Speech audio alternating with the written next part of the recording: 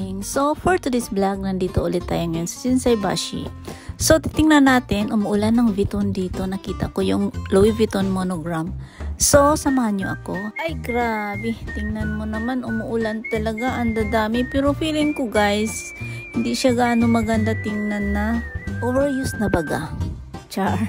Oo nga guys, overused na siya. Tingnan mo naman itong isa oh. Sadsad na sadsad yung puwet o talagang gasgas na gasgas. At tinype ko na yung presyo, kayo na ang bahala maghusga. Char.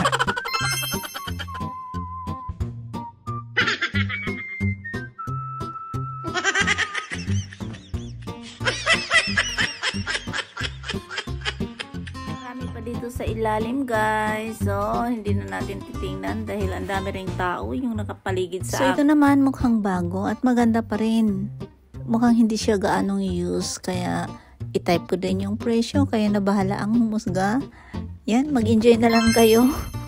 Hindi na, busugin na lang natin yung mga mata natin dito guys. So, ako ganyan din eh, kahit nagba-vlog ako, binubusog ko na lang talaga ang mga mata ko dito. Medyo maganda pa rin itong malaking bito na to guys, pang travel din siya, ang laki. Isa siyang yung Demier. So, ito yung Dior naman. Tingnan mo naman yung presyo, pricey din. Pero, maganda pa rin. Mahal talaga pag Dior. Oh, maganda pa din, oh. Oh, ang hirap mag-voice over. Paano kaya to? More practice pa tayo para ma-perfect to. Pero palagay ko hindi talaga ako ma-perfect dito.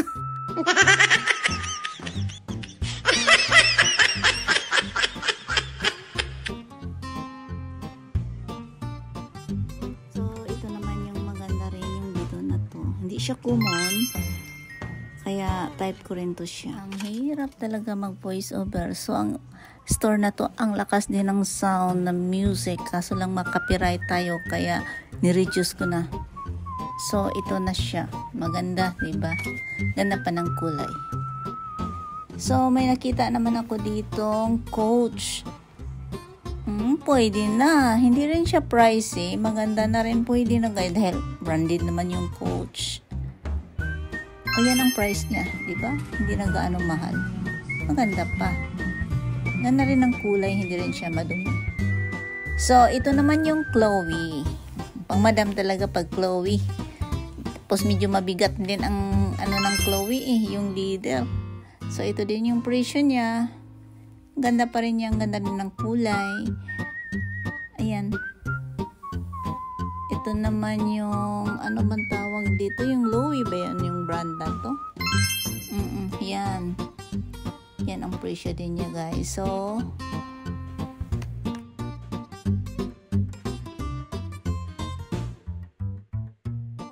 may nakita naman ako ditong Burberry. Long siya guys. So, mura lang. Kasi Burberry to eh. Pero, medyo used na rin siya. Pwede na ipa-cleaning din. Kasi Burberry talaga, mahal naman talaga yan.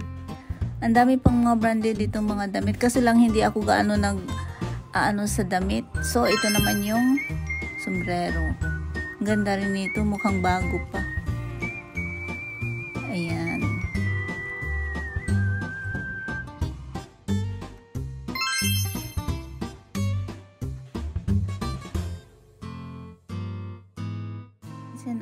Ko dito nga purple bag, ang ganda niyang kulay niya, malamig sa mata.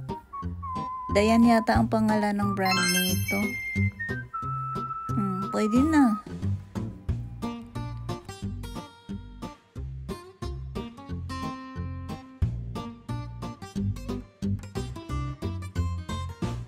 So may nakita ako ditong shoes, high cut naman siya, Saint Laurent, ang ganda. Hindi siya gaanong use. Ito yung presyo niya guys. Oh. Hindi naman siya gaanong mahal din. Ayan. Sa mahilig sa high cut yan. Ayan siya. At malinis pa. So, okay na tong presyo na to. Medyo mura sa tingin ko.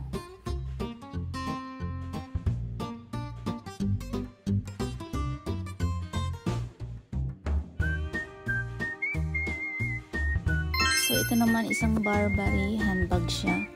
Maganda talaga pag Burberry guys, no?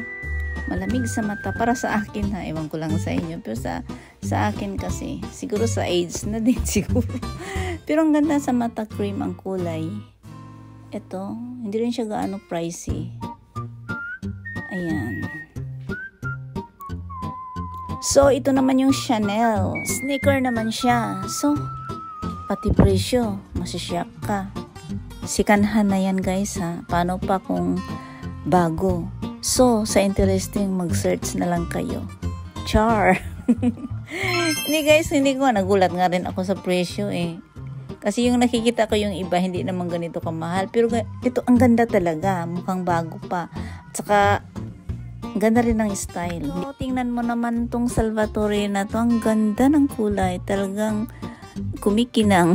Ano ba yung nakakaano sa mata, nakaka-attract yung kulay niya. Kaya oh, 'di ba? Ganda niya.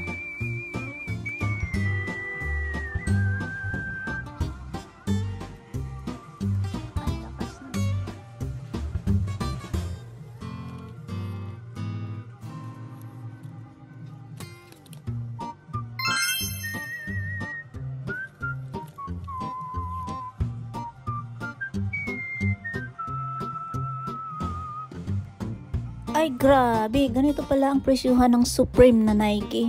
Nakakagulat. In fairness, ang ganda naman talaga.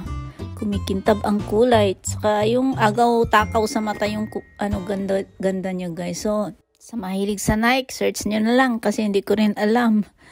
So, ito na nga. Nagulat lang ako kaya shinare ko lang.